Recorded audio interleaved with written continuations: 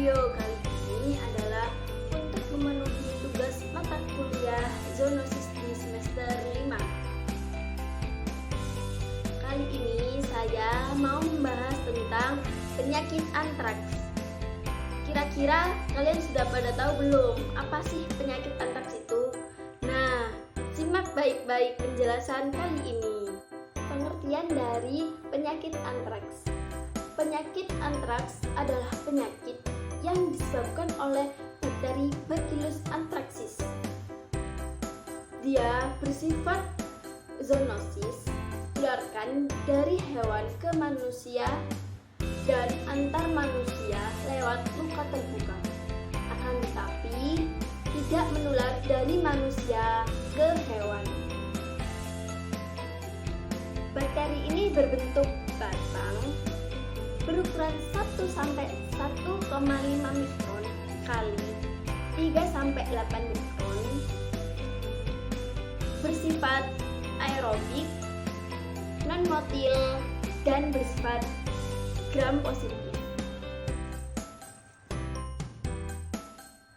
Penyakit antraks biasanya menyerang hewan berdarah panas seperti sapi, domba, kambing, kerbau, dan kuda. Berikut penularan ke hewan. Hewan tersebut menghirup atau menelan spora bakteri yang ada di tanah, tanaman, atau air yang telah terkontaminasi bakteri antraks. Kemudian penularan ke manusia. Ada 3 cara. Cara yang pertama, masuk ke pernafasan melalui saluran udara. 2. Spora antraks masuk ke luka. 3. Daging dari hewan yang tidak dikonsumsi dengan baik.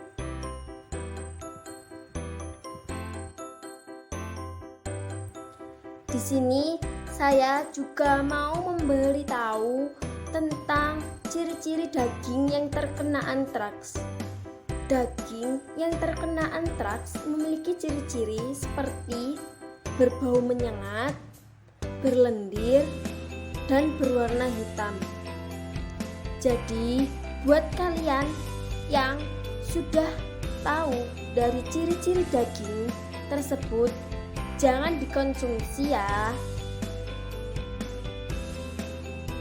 Setelah mengetahui bagaimana cara penularan baik ke hewan dan ke manusia, di sini saya akan menjelaskan tentang gejala apa saja yang dialami baik hewan dan manusia yang terjangkit antraks.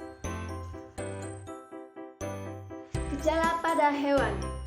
Yang pertama, suhu badan tinggi, nafas yang tersengal-sengal, hewan mengalami tampak gelisah, hewan mengalami kematian dengan cepat bahkan kurang dari 1 hari. Kemudian, gejala pada manusia. Sakit perut hebat, BAB berwarna hitam, suhu badan meningkat, dan muncul bisul merah kecil, membengkak, dan sakit. Sebenarnya masih banyak lagi gejala yang dialami loh, seperti mual, muntah, pembengkakan di leher, serta diare berdarah. Nah, di sini saya akan memberitahu bagaimana cara pencegahan agar tidak terkena penyakit antraks. Jadi, jangan khawatir ya teman-teman. Baik, pencegahan terhadap hewan. Yang pertama, melakukan vaksinasi. 2. Ternak sakit harus diisolasi dan diobati. 3. Tidak memotong atau menyembelih ternak yang terkontaminasi. Kemudian, pencegahan terhadap manusia. Yang pertama, hindari kontak langsung. Yang kedua, menggunakan alat pelindung diri seperti masker, sarung tangan, kacamata pelindung, dan lain sebagainya. Yang ketiga, mencuci sayur dan buah secara bersih, serta memasak hingga matang sempurna. Selanjutnya, kita akan membahas tentang diagnosis atau pemeriksaan lanjutan antraks, meliputi tes kulit, pemeriksaan fases, tes darah, ronsen dada atau CT scan, fungsi lumbal. Nah, di sini fungsi lumbal dapat dijelaskan yakni pengambilan sampel cairan otak dari area tulang belakang pengidap untuk diperiksa secara lanjut. Setelah membahas tentang diagnosis atau pemeriksaan lanjutan, kita akan membahas tentang pengobatan antraks. Pengobatan antraks lebih efektif jika dilakukan secepatnya. Dokter akan memberikan kombinasi sejumlah antibiotik seperti penisilin, doxycycline, dan ciprofloxacin.